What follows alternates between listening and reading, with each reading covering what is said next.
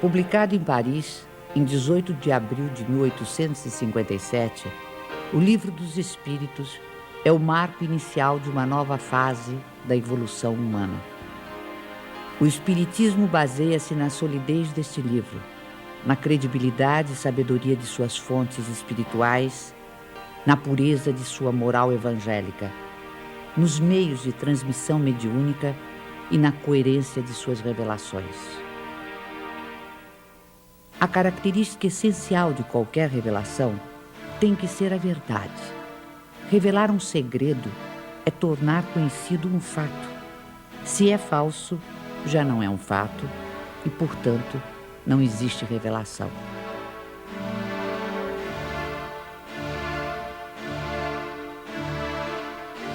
Todas as ciências que nos fazem conhecer os mistérios da natureza são revelações, e pode dizer-se que há para a humanidade uma revelação incessante.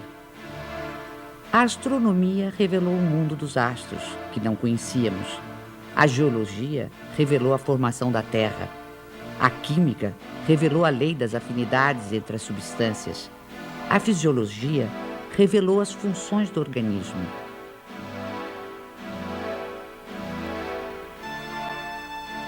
Copérnico, Newton, Galileu, Laplace e Lavoisier foram reveladores. O Espiritismo, dando-nos a conhecer o mundo espiritual que nos cerca e, por conseguinte, o nosso destino depois da morte, é uma verdadeira revelação, na acepção científica da palavra. A revelação espírita é de origem divina e de iniciativa dos espíritos, sendo a sua elaboração fruto do trabalho humano.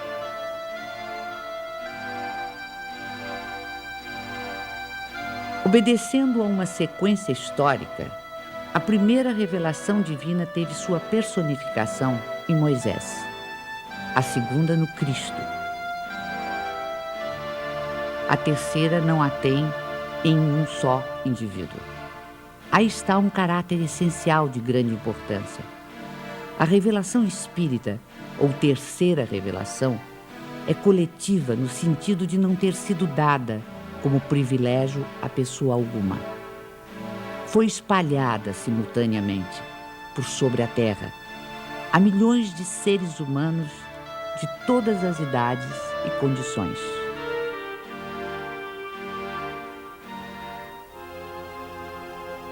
As revelações de Moisés e de Cristo, sendo resultado do ensino pessoal, apareceram num só ponto em torno do qual a ideia se propagou pouco a pouco. Mas foram precisos muitos séculos para que atingissem as extremidades do mundo, sem mesmo o cobrirem inteiramente.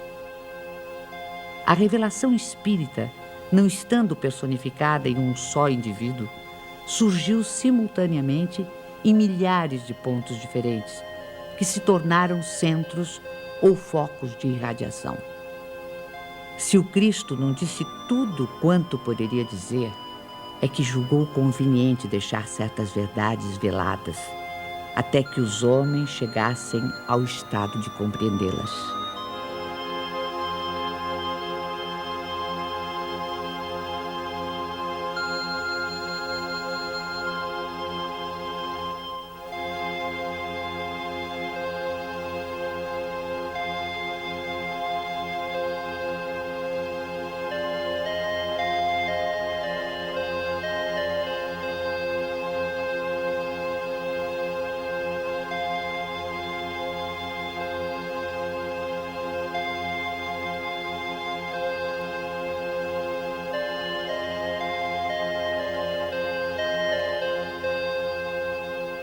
Mas quem toma a liberdade de interpretar as escrituras sagradas? Quem tem esse direito?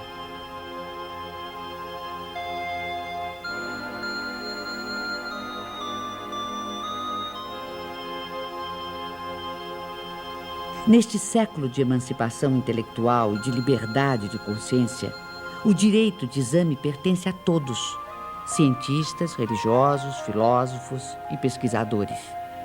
Os homens, cada vez mais esclarecidos, à medida que novos fatos e novas leis se forem revelando, saberão separar da realidade os sistemas utópicos.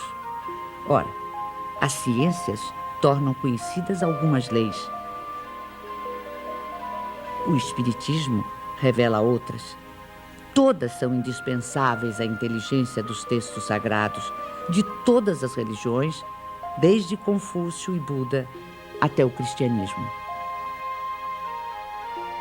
Um último caráter da revelação espírita é que, apoiando-se em fatos, tem que ser, e não pode deixar de ser, essencialmente progressiva, como todas as ciências de observação. Caminhando de par com o progresso, o Espiritismo jamais será ultrapassado. Se uma verdade nova se revelar, ele a aceitará.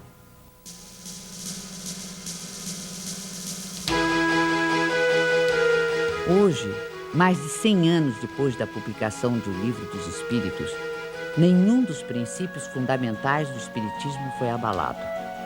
Todos permanecem intactos. E isso num século em que o mundo sofreu radicais transformações em todos os campos do conhecimento.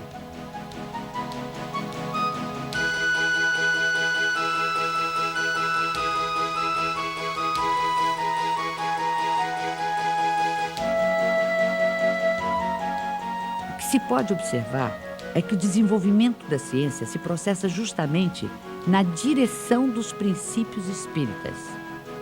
O exemplo mais recente está nos jornais. Depois do átomo e de todas as suas subdivisões, os cientistas acabam de dar mais um passo no estudo do microcosmo. Agora, com o anúncio oficial da descoberta do top quark, a partícula mais fundamental da matéria.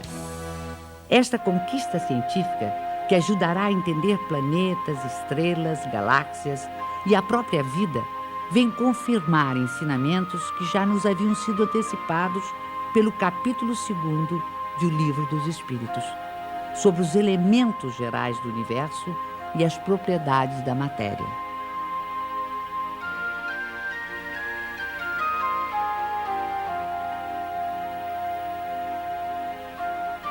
Além do Livro dos Espíritos, outras obras básicas compõem a codificação espírita. O Livro dos Médiuns, o Evangelho segundo o Espiritismo,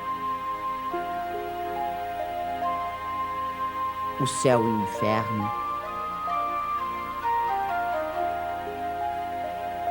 e a Gênese desenvolvem, aprofundam e consolidam os princípios do Espiritismo. Todos esses princípios, que resultam dos ensinamentos dos Espíritos, foram sistematizados e codificados por Allan Kardec. Hippolyte Léon Denisard Rival, que mais tarde viria a adotar o pseudônimo de Allan Kardec, nasceu na cidade de Lyon, na França, no dia 3 de outubro de 1804. Com a idade de 10 anos, seus pais o enviaram para estudar em Yverdon, na Suíça, onde se localizavam um dos institutos de ensino mais famosos e respeitados em toda a Europa. Fundado pelo educador suíço Johann Pestalozzi, o instituto era uma espécie de escola modelo, admirada pela aristocracia, altas personalidades políticas, científicas, literárias e filantrópicas. Depois de haver concluído seus estudos em Yverdon, Rival tornou-se conceituado mestre, não só em letras como em ciências. Distinguindo-se também como notável pedagogo, publicou diversos livros didáticos e contribuiu com planos e métodos para a reforma do ensino francês. Esta longa experiência pedagógica habilitou o professor Rival para outra tarefa, a codificação do Espiritismo. Aos 65 anos incompletos, vitimado por um aneurisma, Allan Kardec faleceu em sua casa enquanto trabalhava. 31 de março de 1848. Em Hydesville, dos Estados Unidos da América, manifestações de forças inteligentes intervindo no plano físico assinalam o surgimento do espiritismo através da fenomenologia mediúnica. A seriedade desses acontecimentos teve imensa repercussão até mesmo na Europa. Os fenômenos ocorreram numa tosca cabana, residência da família Fox, adeptos da Igreja Metodista. No primeiro diálogo registrado entre as irmãs Fox e o espírito de um mascate de nome Charles Rosbach, usaram-se letras do alfabeto para a formação de palavras, mediante convenção de que a cada letra corresponderia a determinado número de pancadas.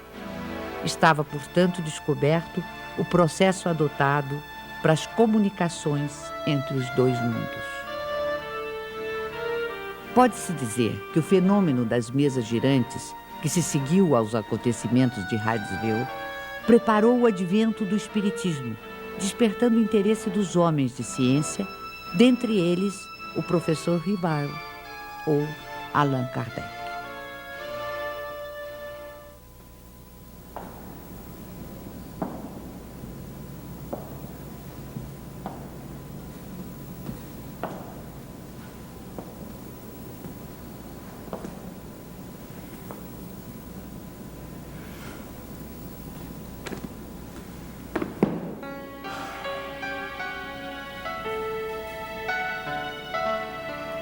Foi em 1854 que pela primeira vez ouvi falar das mesas girantes. Encontrei um dia o magnetizador, o Sr. Fortier, que conhecia desde muito tempo. Disse-me ele que já não eram somente as pessoas que podiam se magnetizar, mas também as mesas, conseguindo-se que elas caminhassem e girassem à vontade. O fato não me pareceu radicalmente impossível. O fluido magnético, que é uma espécie de eletricidade, pode perfeitamente atuar sobre corpos inertes e fazer que eles se movam.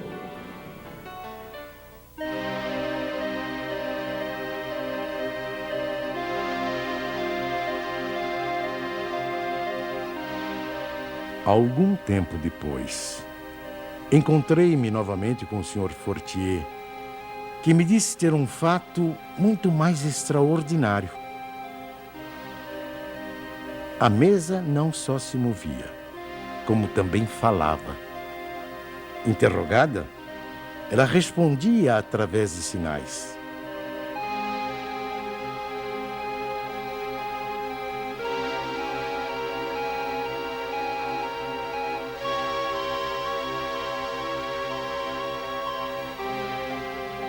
Eu estava, pois, diante de um fato inexplicado, aparentemente contrário às leis da natureza e que a minha razão repelia. Sabia apenas que as experiências eram realizadas em presença de pessoas honradas e dignas de fé. No ano seguinte, o Sr. Carlotti, amigo de 25 anos, me falou dos mesmos fenômenos com entusiasmo.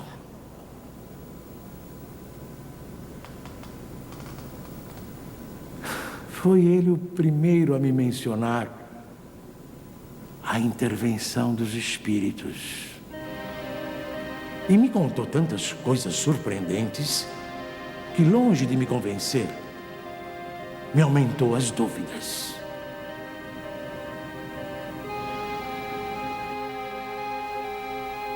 Tempos depois, fui convidado a assistir às experiências que se realizavam em casa da senhora Plane-Maison.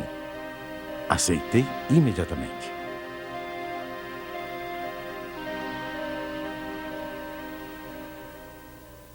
Foi aí que, pela primeira vez, presenciei o fenômeno das mesas que giravam, saltavam e corriam. Assisti então a alguns ensaios muito imperfeitos da escrita mediúnica.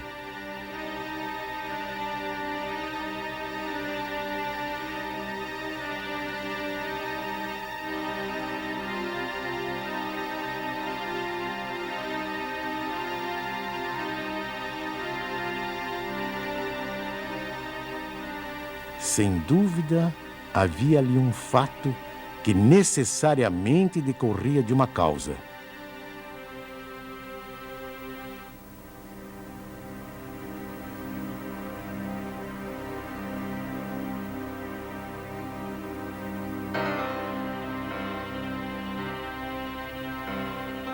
Foi nessas reuniões que comecei os meus estudos sérios de espiritismo.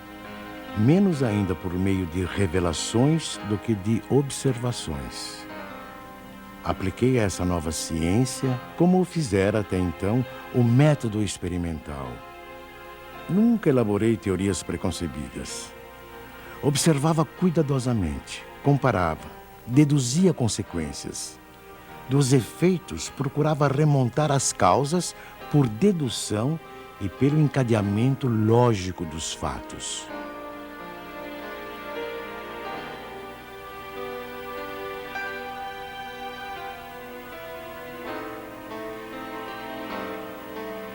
Um dos primeiros resultados que colhi das minhas observações foi que os espíritos, nada mais sendo do que a alma dos homens, não possuíam nem a plena sabedoria, nem a ciência integral.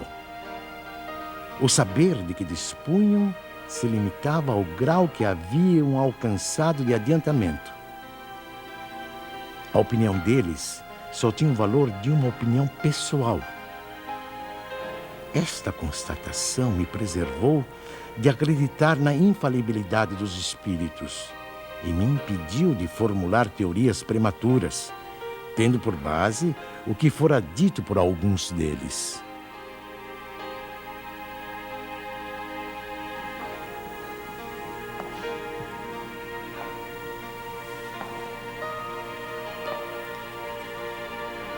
O simples fato da comunicação com os espíritos, dissessem eles o que dissessem, provaria a existência do mundo invisível ambiente. Já era um ponto essencial, um imenso campo aberto às nossas explorações. O segundo ponto, não menos importante, é que aquela comunicação permitia que se conhecesse o estado desse mundo, seus costumes. Se assim podemos nos exprimir. No ano seguinte, em 1856, passei a frequentar também as reuniões espíritas que se celebravam em casa do Sr. Rustam. Eram sérias essas reuniões e se realizavam com ordem. As perguntas fúteis haviam perdido todo atrativo para a maioria das pessoas. Quanto a mim, ia obtendo a resolução dos problemas que me interessavam, do ponto de vista da filosofia, da psicologia e da natureza do mundo invisível. Levava para cada sessão uma série de questões preparadas e metodicamente dispostas. Pouco a pouco, as sessões iam assumindo caráter muito diverso. Entre os assistentes contavam-se físicos, matemáticos, estudiosos e cientistas das mais diferentes áreas do conhecimento humano. Todos formulando perguntas, aprofundando temas e questões.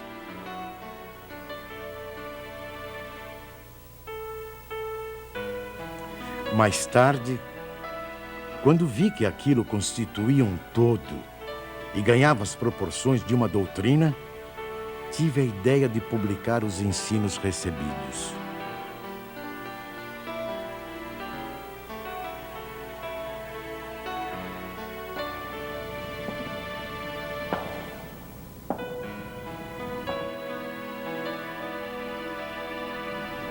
O meu trabalho, em grande parte, já estava concluído e tinha as proporções de um livro. Mas eu fazia questão de submetê-lo ao exame de outros espíritos, com o auxílio de diferentes médiuns. Mais de 10 médiuns participaram do trabalho. Da comparação e da fusão de todas as respostas coordenadas, classificadas, e muitas vezes retocadas no silêncio da meditação, foi que eu organizei a primeira edição de O Livro dos Espíritos.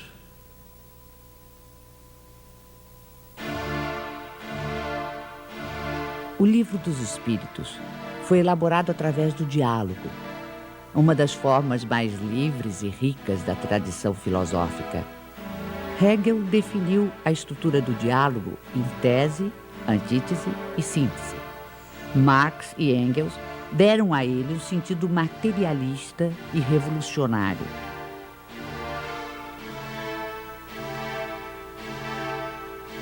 Em vez de enfatizar as contradições, os conflitos e as lutas dos opostos, a dialética espírita prefere a compreensão, a união dos contrários, o entendimento que conduz ao progresso. Pela primeira vez surge uma comunicação como esta. O mundo do desconhecido se vai revelando ao ser humano, que passa a poder avaliar, de modo objetivo e racional, o sentido maior de sua existência terrena, a importância do cumprimento das responsabilidades assumidas, a finalidade do aprendizado individual e coletivo para o aperfeiçoamento de todos e de cada um, sem exceção.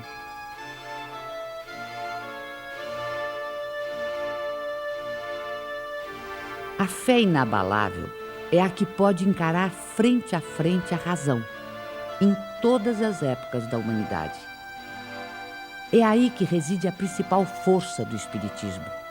Força que não fica apenas circunscrita ao plano filosófico, mas que também se estende aos planos científico e religioso.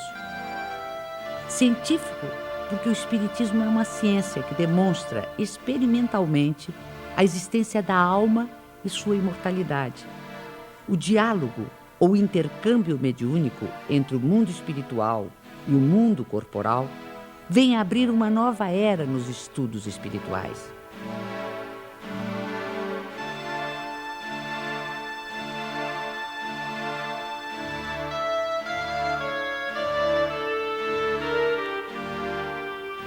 Antes desse tipo de comunicação, o conhecimento humano se dividia radicalmente entre os mistérios divinos e a experiência terrena.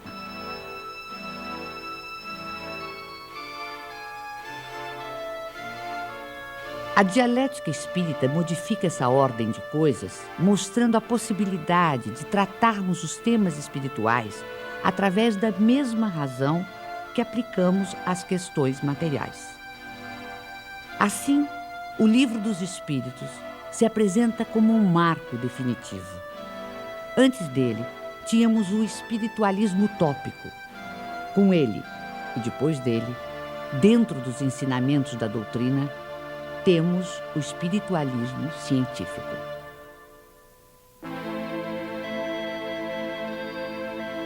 Não existe o sobrenatural senão para o desconhecimento humano das leis naturais. No plano religioso, o Espiritismo nos leva a compreender o significado e verdadeira extensão da palavra fé.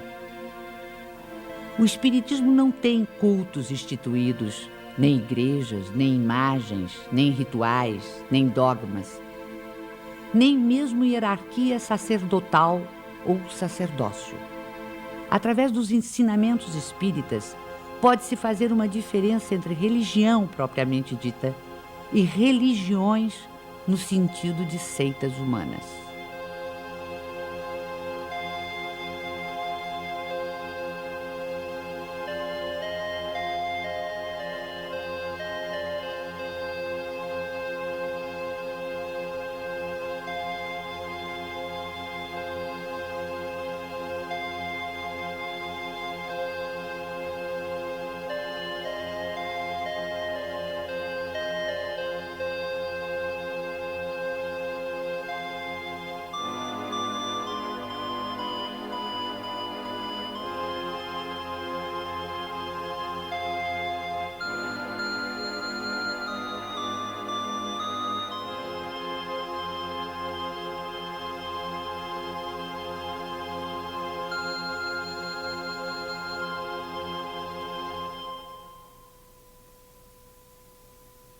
Em vez do culto, temos a prece, que é o mais belo dos diálogos, o mais íntimo, o mais simples e, ao mesmo tempo, o mais sublime.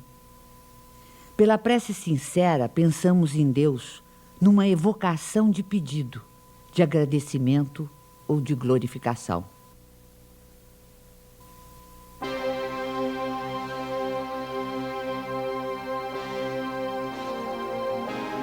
A história da ideia de Deus mostra-nos que ela sempre foi relativa ao grau de intelectualidade dos povos e de seus legisladores. Na antiguidade, Júpiter empunhava o raio, Apolo conduzia o sol, Netuno senhoreava os mares. Mas se de um lado a ignorância havia humanizado Deus, a ciência lhe confere dimensão mais inteligente e, portanto, mais próxima dos atributos da divindade.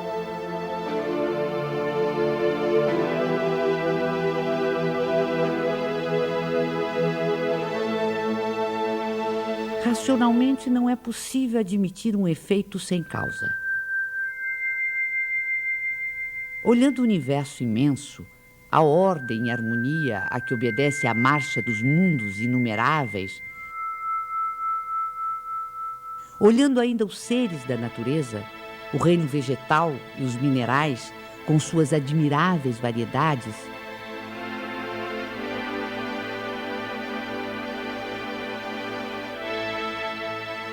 sondando também o mundo microscópico, com incontáveis formas unicelulares, toda essa imensidão, profusão e beleza nos obriga a crer em Deus como causa necessária. O feto não pode conhecer a dimensão de quem lhe dará a luz, da mesma forma que o homem é incapaz de perceber Deus em sua divina essência. Mesmo depois da morte, dispondo de faculdades perceptivas menos materiais, não pode ainda o espírito imperfeito perceber totalmente a natureza divina. Como recém-nascido, precisará crescer e evoluir para, aos poucos, adquirir entendimento.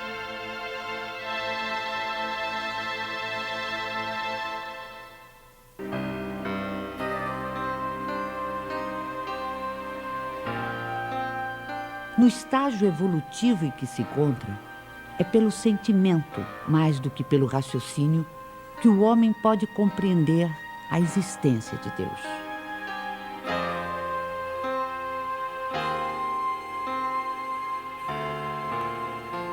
Allan Kardec colocou logo no início do Livro dos Espíritos um capítulo que trata exclusivamente de Deus. Com isso, pretendeu significar que o Espiritismo tem na existência de Deus o seu princípio maior.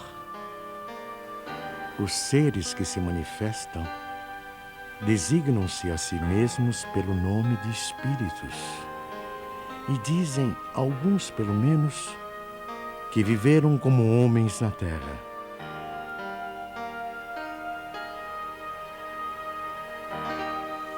Os principais ensinamentos que eles nos transmitiram. Deus é eterno, imaterial, imutável, único, todo-poderoso, soberanamente justo e bom.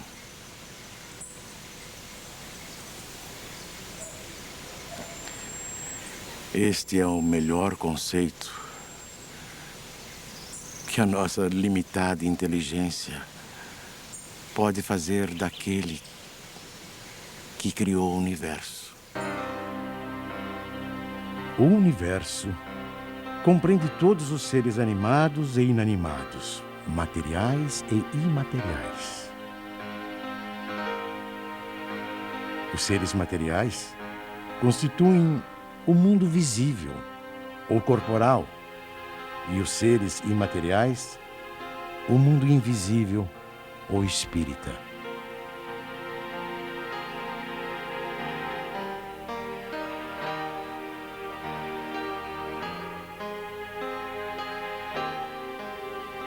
O mundo espírita é o mundo normal, primeiro, eterno.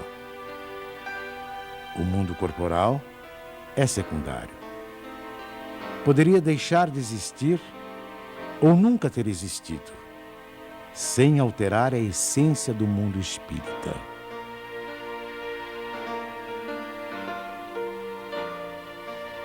Os espíritos revestem temporariamente um invólucro material, perecível, e sua destruição pela morte os devolve à liberdade. Entre as diferentes espécies de seres corporais, Deus escolheu a espécie humana para a encarnação dos espíritos que chegaram a um certo grau de desenvolvimento.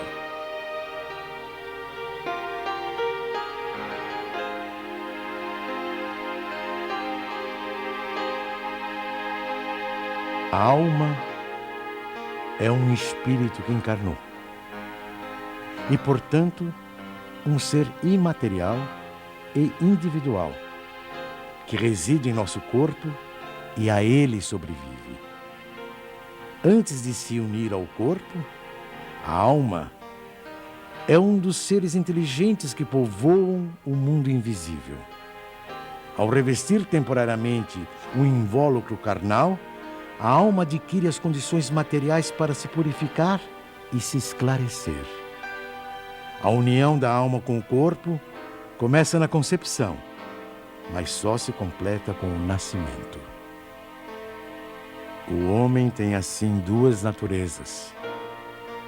Pelo corpo, participa da natureza dos animais, dos quais possui os instintos e o mesmo princípio vital. Pela alma, participa da natureza dos espíritos. O perispírito é uma espécie de laço semimaterial que une corpo e espírito. É preciso que seja assim, para que os dois possam se comunicar um com o outro. A morte é a destruição da parte mais grosseira. O espírito conserva o corpo etéreo, invisível para nós no seu estado normal, mas que ele pode tornar eventualmente visível e mesmo tangível, como se verifica nos fenômenos de aparição. O espírito não é, portanto, um ser abstrato, que só o pensamento pode conceber. É um ser real e definido. As diferentes encarnações ou existências corpóreas do espírito são sempre progressivas e jamais regressivas. Mas a rapidez do seu progresso depende dos esforços que ele faça para chegar à perfeição. A vida terrena seria assim uma espécie de escola, em que os alunos, embora nunca regridam às séries anteriores, são obrigados a repetir de ano até compreenderem o que lhes foi ensinado.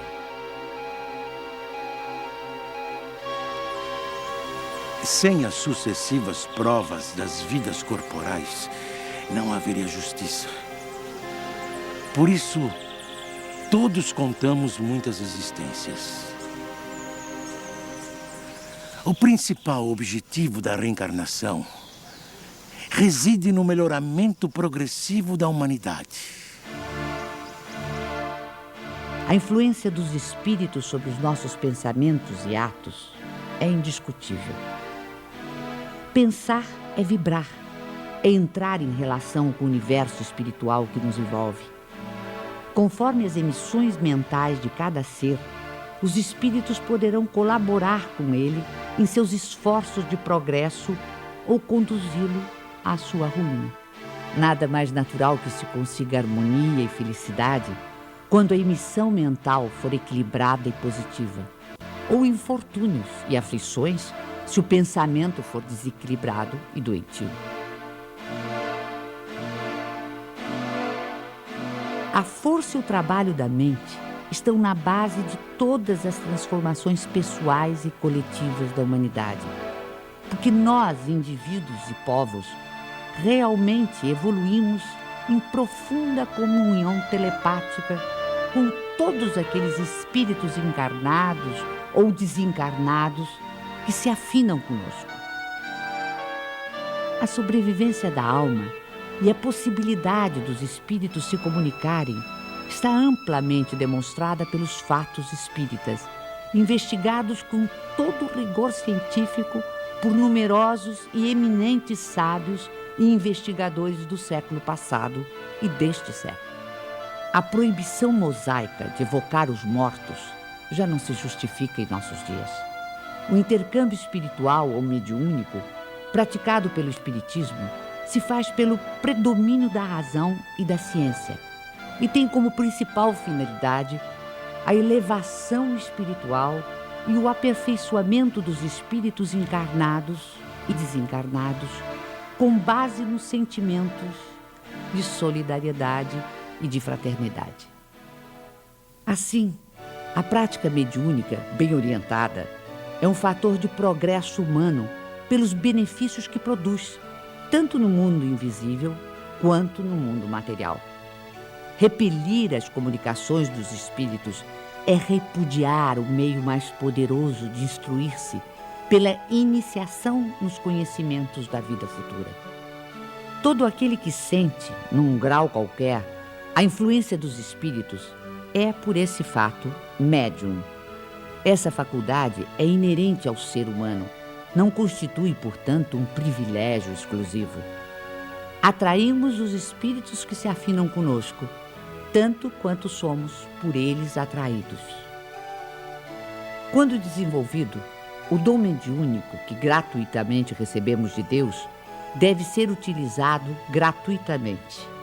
O médium de elevados princípios morais, que encontra na vivência evangélica a sua conduta de vida, cumpre o exercício da mediunidade com trabalho e paciência, e a ele se dedica exclusivamente por amor. Geralmente, os médiuns têm uma aptidão especial para diferentes fenômenos. Os tipos de mediunidade são tão variados quantas são as espécies de manifestações. A escrita manual é o mais simples e o mais completo meio de comunicação. É por este meio que os espíritos revelam melhor sua natureza e o grau do seu aperfeiçoamento ou de sua inferioridade. Os espíritos evoluídos nos ensinam que o ser humano que se liberta da matéria, por não priorizar as futilidades mundanas e por cultivar o amor ao próximo, aproxima-se da natureza espiritual. A moral dos espíritos superiores se resume como a do Cristo nesta máxima evangélica: fazer aos outros o que queríamos que os outros nos fizessem. Isto é, fazer o bem e não o mal. Neste princípio encontramos uma regra universal de proceder, mesmo para as nossas menores ações. Cada um de nós deve tornar-se útil, segundo as faculdades e os meios que Deus nos colocou nas mãos para nos provar. Eles nos ensinam também que não há faltas ou erros irreparáveis. O ser humano encontra o meio necessário nas diferentes existências para avançar segundo o seu desejo e os seus esforços em direção à perfeição, que é o seu objetivo final.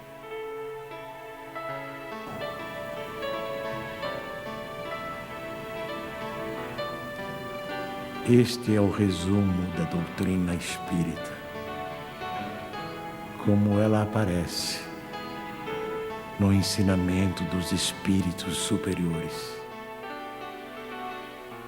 O Espiritismo, que apenas acaba de nascer, ainda é muito pouco compreendido em sua essência por grande número de adeptos. Mas posso imaginar uma associação ou sociedade em que seus componentes se reúnam com o propósito de se instruírem e não na expectativa de presenciarem fenômenos extraordinários. Uma associação indissolúvel, onde haja confiança mútua e recíproca benevolência. Uma associação que exclua o constrangimento que nasce da suscetibilidade, do orgulho que se irrita à menor contradição e do egoísmo que só se interessa por si. Esses grupos, correspondendo-se entre si, visitando-se, permutando observações, podem, desde já, formar o núcleo básico que um dia reunirá todas as opiniões, unindo os homens no mesmo sentimento de amor e de fraternidade cristã.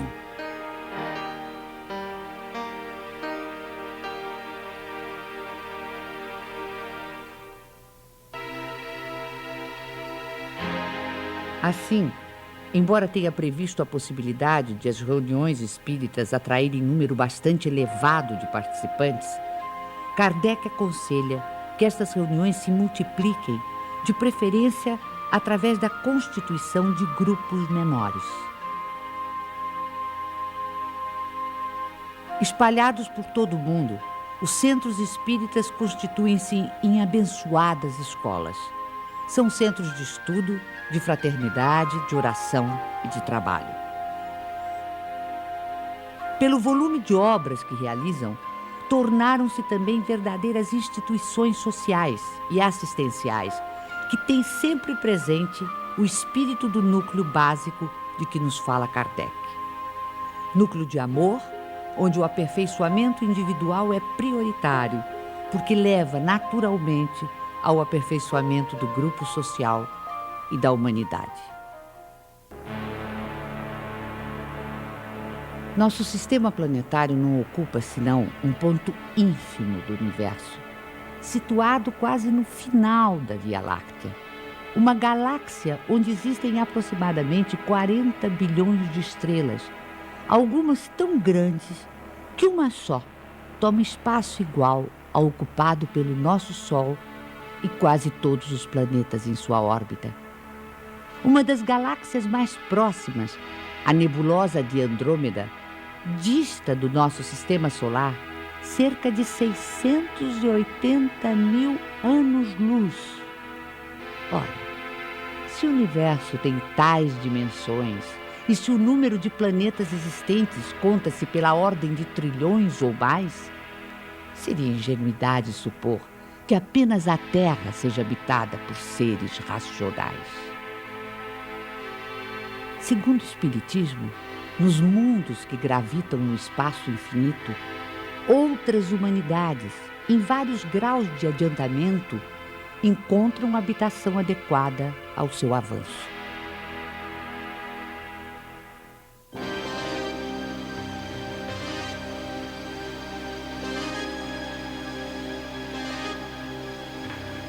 Dentre os mundos inferiores, encontra-se a Terra, com suas expiações e provas, com seus extremismos políticos, intolerâncias ideológicas, fanatismos religiosos e injustiças sociais. Aqui, seus habitantes levam uma vida instável, de lutas e trabalhos penosos, com mais momentos de infelicidades do que de alegrias.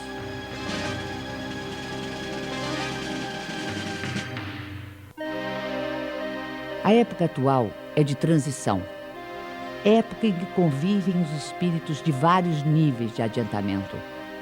Assistimos à partida de uns e a chegada de outros.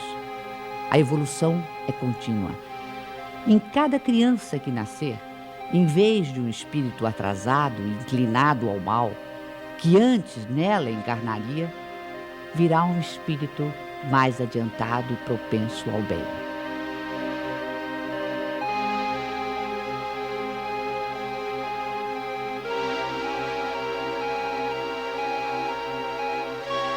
Por meio do trabalho ético e humanitário, combatemos nossos orgulhos e egoísmos. Por meio do diálogo, superamos nossas diferenças. Por meio da solidariedade, pomos em prática o ensino do Cristo de amor ao próximo. Esta é a destinação imediata da Terra, planeta de regeneração.